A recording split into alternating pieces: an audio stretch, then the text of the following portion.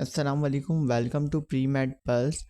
आज बायोलॉजी के लेक्चर के अंदर हम डिस्कस करेंगे कैरियर्स इन बायोलॉजी।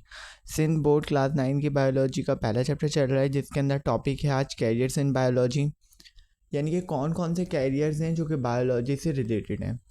सोसाइटी की ये मिथ है कि अगर किसी बच्चे ने बायोलॉजी ले ली तो वो सिर्फ एमबीबीएस कर सकता है या वो कोई सर्जन बन सकता है, but it is wrong.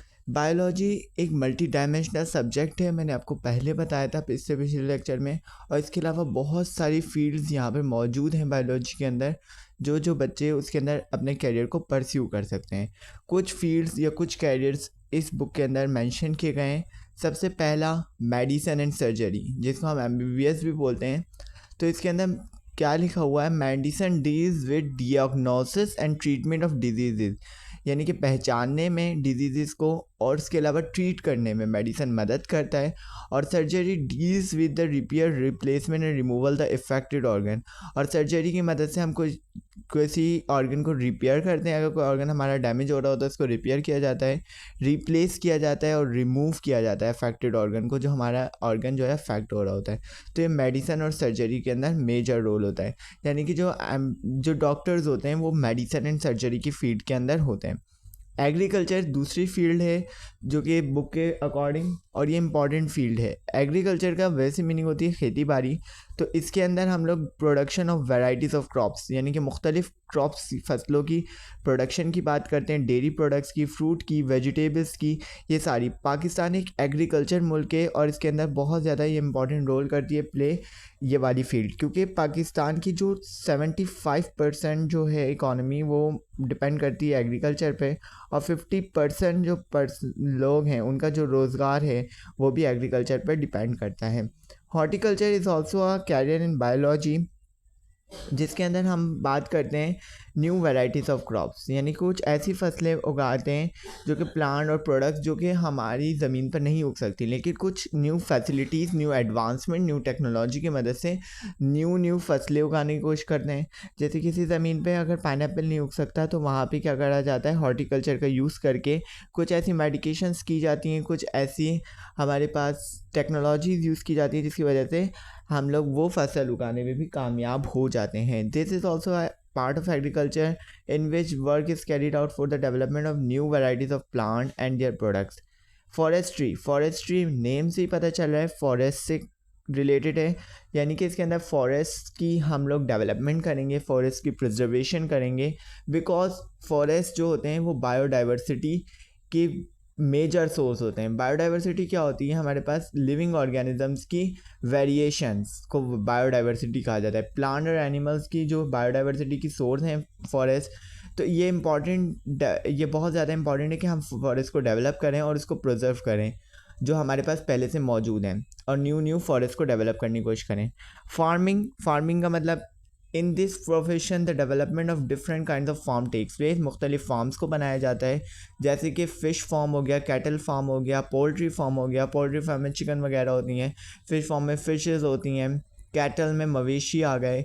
New technologies are use in the production of animals as a source of meat, milk, leather, wool etcetera. इनको इन तौर पर यूज़ किया जा सकता है। इसके बाद हमारे पास एक और कैरियर है एनिमल हस्बेंड्री। इसको आप हस्बेंड्री यानी हस्बैंड के नाम से भी याद रख सकते हैं।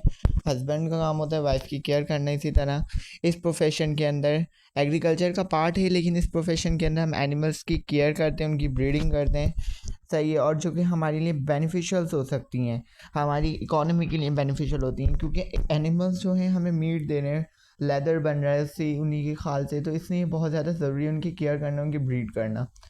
फिर उसके बाद हमारे पास है फिशरीज़। इस प्रोफेशन के अंदर फिशरीज़ यानी कि नाम से पता चले फिशेस से डील करेगी ये प्रोफेशन।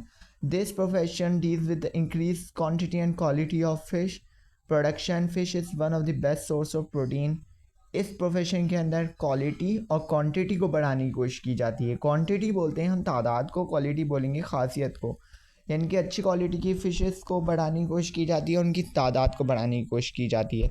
और जैसे कि इन्होंने एक एग्ज़ाम में यहाँ पे पॉइंट लिखा है कि फ़िश जो है इंपॉर्टेंट सोर्स है प्रोटीन का। प्रोटीन हमारे पास बायोमॉलिक्यूल होता है, और ये फ़िश जो है हमारे पास इंपॉर्टेंट सोर्स है प्रोटीन का, तो इसलिए इसको ज़्यादा से ज़्यादा बढ़ाने की कोशिश की जा रही होती है।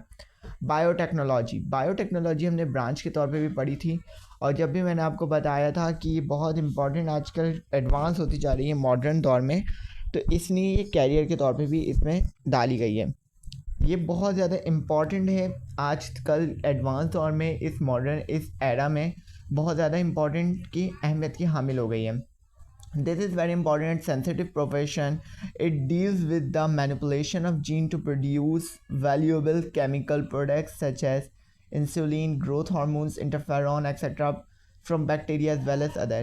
ये हमारे पास कुछ टेक्निक्स यूज़ की जाती हैं जिसकी मदद से हम लोग अपनी जीन में मैनिपुलेशन ला सकते हैं और डिज़ायरेबल कैरेक्टर्स को अचीव कर सकते हैं। सही, अगर कोई बंदा अपनी आई कलर चेंज कराना चाह रहा है, वो डायरेक्टली परमानेंटली चेंज करवाना चाह रहा है, तो वो क्या करेगा, अपनी जीन में तब्दीली लाएगा, अपनी जीन के अंदर वो कोड डाल देगा जो उसको कलर चाहिए, जिसकी वजह से उसका आई कलर आहिस्ता आहिस्ता चेंज हो जाएगा। ये बायोटेक्नोलॉजी की वजह से ही हो रहा है। और कुछ हमारे पास केमिकल्स बनाने के लिए भी बायोटेक्नोलॉजी को यूज़ किया जाता है, जैसे इंसुलिन हो गया, ग्रोथ हार्मोन्स, कुछ इंटरफेरॉन। इंसुलिन हमारे पास शुगर के पेशेंट्स को लगाई जाती है, जो कि बैक्टीरिया से बनाई जाती है और दूसरी अदर चीज़ों से भी बनाई जा सकती हैं। तो ये तो कैरियर्स हो गए बायोलॉजी के, ये इम्पॉर्टेंट अहमियत के हामिल हैं। ये इसलिए पढ़ाए गए हैं, इसलिए टॉपिक शामिल किया गया है आपके सिलेबस के अंदर, क्योंकि हम बायोलॉजी को फर्स्टली एज ए सब्जेक्ट पढ़ रहे हैं, तो आपको पता होना चाहिए कि आपको आपका गोल कहाँ सेट करना है। यानी कि अगर प्लान ए आपका MBBS है, तो आपका प्लान बी भी होना चाहिए। सही है, यही आपको समझाने की कोशिश की गई है कि बायोलॉजी का मतलब ये नहीं कि सिर्फ आप MBBS ही कर रहे हैं, बल्कि इसके अंदर और भी अलग अलग फील्ड्स मौजूद हैं। So you should focus on them. आपको नेट से यूज़ करना चाहिए। इज़ द मॉडर्न एरा, आपको तहकीकात करनी चाहिए, इस पर इन्वेस्टिगेट करना चाहिए कि कौन कौन सी फील्ड आजकल बायोलॉजी में बहुत ज़्यादा एडवांस हो रही हैं और कुछ बहुत ज़्यादा फेमस हैं। अगर आपको कोई भी पॉइंट समझ ना आया हो, you can write it in comment. I will respond it as soon as possible.